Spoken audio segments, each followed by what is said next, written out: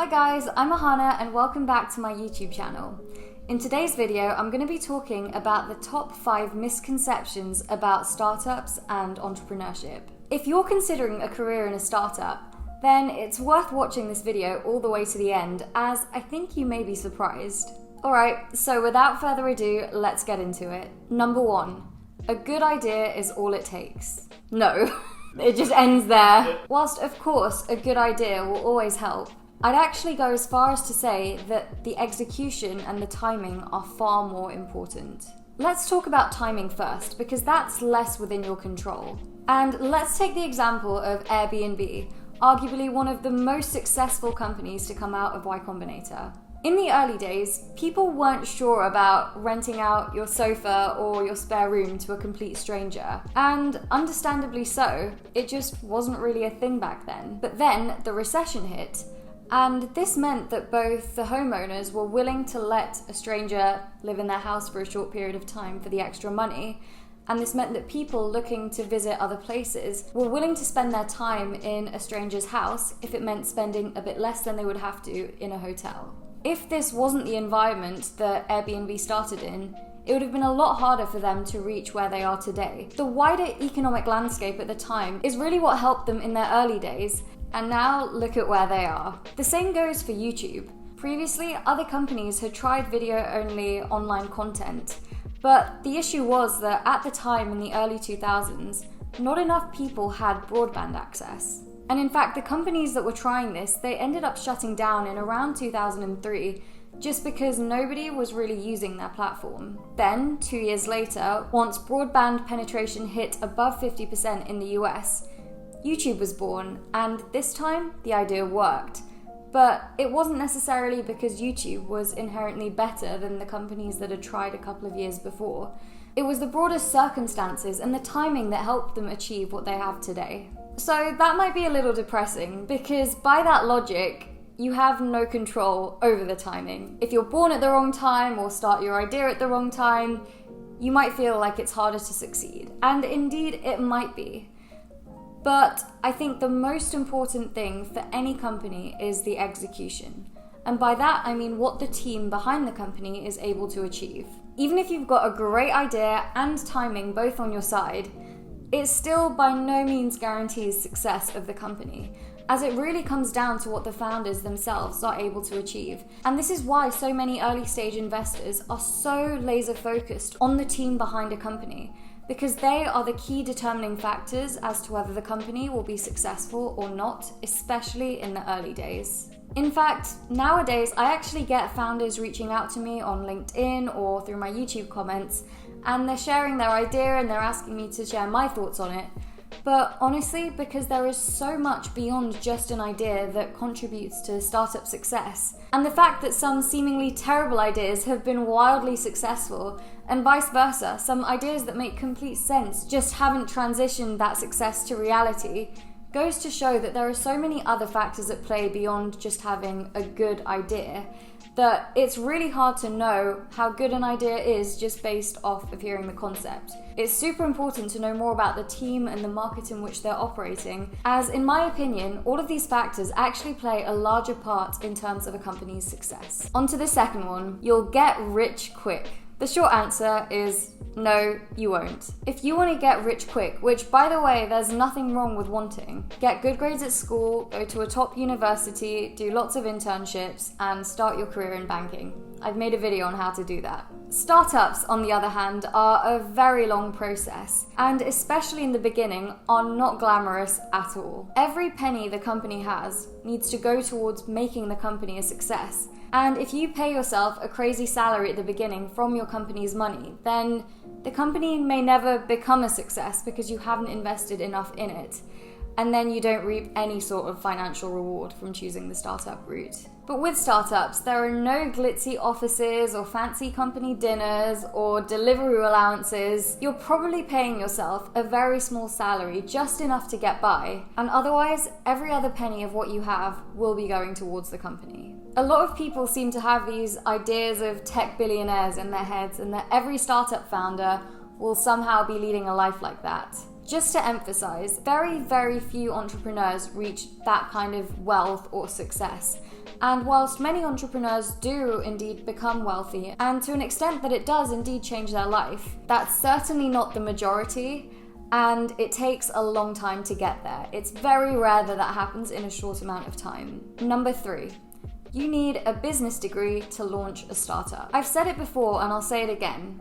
Startups are hard, but they're not rocket science hard. They're hard in terms of the execution and delivering and coming up with ideas, but to solve real-world problems, an MBA or a business degree aren't necessarily the best ways of gaining experience to do so. In fact, all the fundamental concepts you need to know for launching and running your own startup, you can learn through experience. And that's why when people ask me what the best route is to starting your own company, I always advise that if you can't start your own company right away, try to get involved in as many leadership positions as you can, as I think the ability to lead a team and plan events and essentially just make things happen is so important, and that's a crucial skill that differentiates the most successful founders. In fact, I might even take this argument a step further to say that it's beneficial to do a degree that isn't business.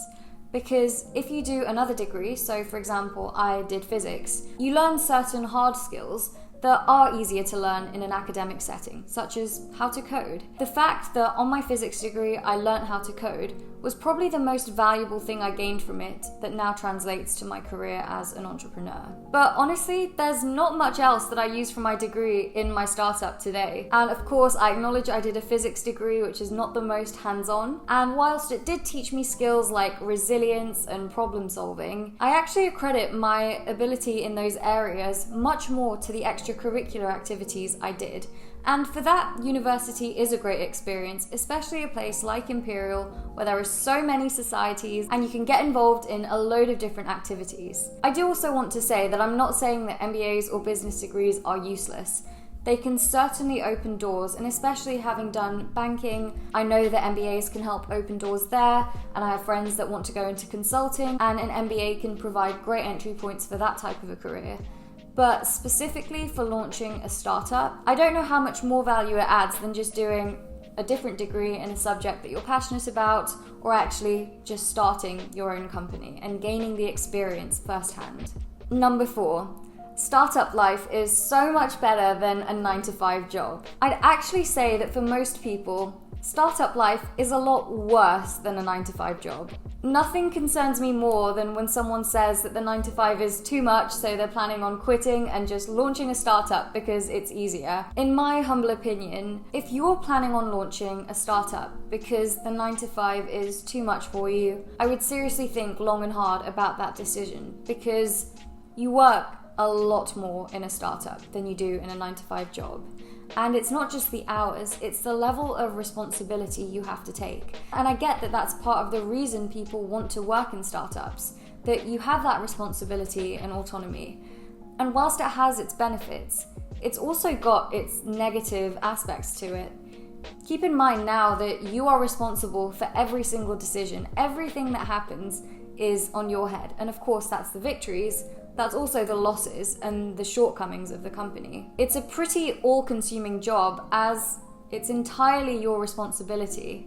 And I know something else that I hear frequently is that people hate their bosses or hate working for someone. And whilst yes, you technically might not have your own boss if you run your own startup, you will have stakeholders to some extent, whether those are investors or employees or customers. These are people who, for different reasons, are invested in the success and in your competency to run this company. And if you can't deliver, it's not going to be a slap on the wrist or an angry conversation from your manager.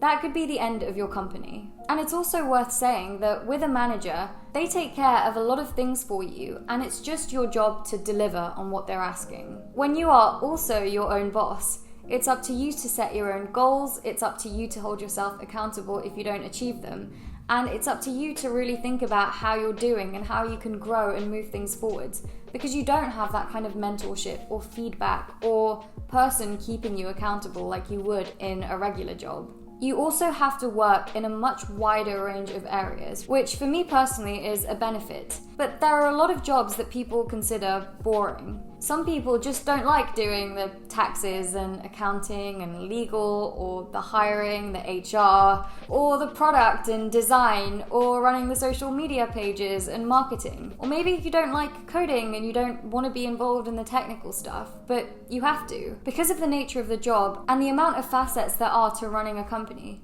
you need to wear a lot of hats, and if you have whims about doing certain jobs, it'll be a very, very hard career for you. As I mentioned earlier, you will work a lot. I think the average entrepreneur works 80-hour plus weeks, and for reference, a full-time job is around 40 hours a week. I would actually say startups are for those who love working, because you do a lot of it. The fifth and final misconception that people have are that startups are extremely risky. And yes, whilst there are risks involved, there are also risks in other jobs, and like you would in any other career path, you take calculated risks when working in a startup. Of course, on a daily basis, you are taking small risks here and there, but ultimately, I think a lot of entrepreneurs are experts at hedging their risks, which is why they're able to take risks, but they do pay off. It's because they weren't actually that risky, and there's always a backup plan in place. And it's worth acknowledging that there is something to be said for stepping away from something when the time is right. And sometimes it just isn't worth fighting for a lost cause. But sometimes, even when things are going great, burnout is real, and it's faced by many people in the industry. And I think that is really the biggest risk that you face when you start your career as an entrepreneur. Alright guys, that's all for this video. I hope I've been able to debunk some of the myths associated with startups for you. If I've missed any of the common misconceptions that you've heard, comment them down below, and maybe I'll have to make a part 2 addressing more startup misconceptions. Please like this video if you enjoyed it, and subscribe to my channel. I post videos weekly, and on this channel, I've been documenting the whole process of building Clear, my startup. I've linked Clear in the description box down below, so go check out our website and download the app if you haven't already. It's totally free and takes a second. Otherwise, that's all for this video. Thanks for watching, and I'll see you in the next one.